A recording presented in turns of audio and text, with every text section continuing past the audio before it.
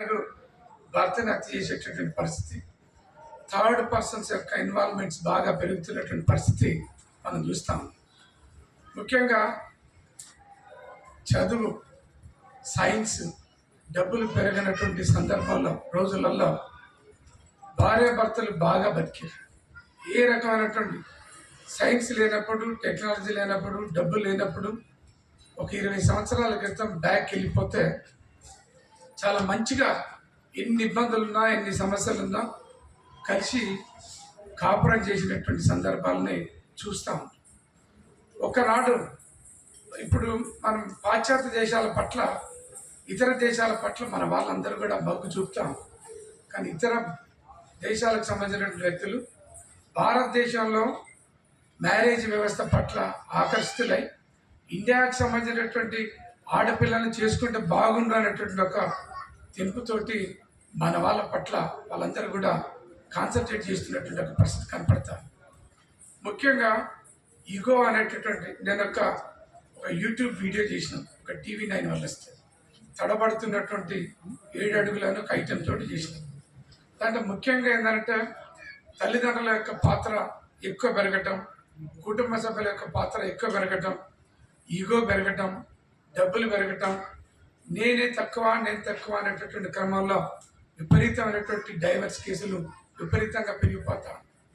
ఒక హైదరాబాద్ ఫ్యామిలీ కోర్టులలో చూస్తే రోజుకు 1400 కేసులు, డైవర్స్ కేసులు, ఒక్కొక్క వర్కింగ్ డే నాడు 1400 కేసులు డైవర్సులు ఫైల్ అవుతా ఉన్నాయి దేశవ్యాప్తంగా.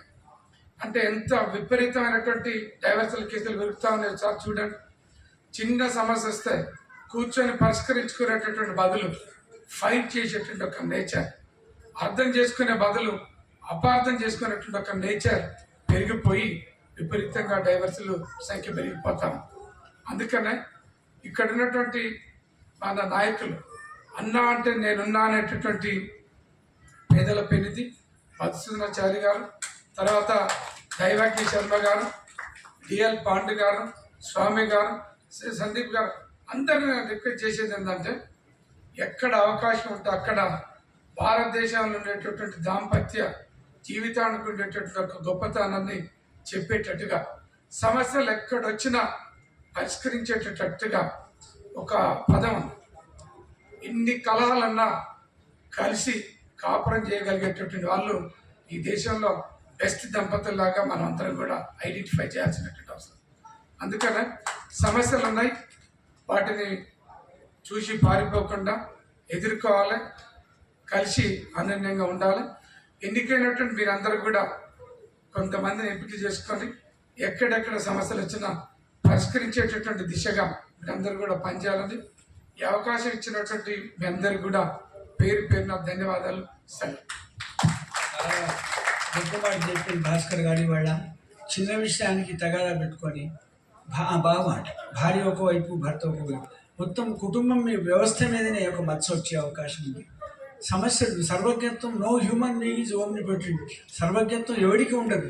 కాబట్టి ఆవిడైనా పొరపాటు మాట్లాడినా, నేమైనా పొరపాటు మాట్లాడినా సభ్య సమాజానికి మంచి సంకేతాన్ని ఇచ్చేటువంటి ఒక ఆదర్శ దాంపత్యం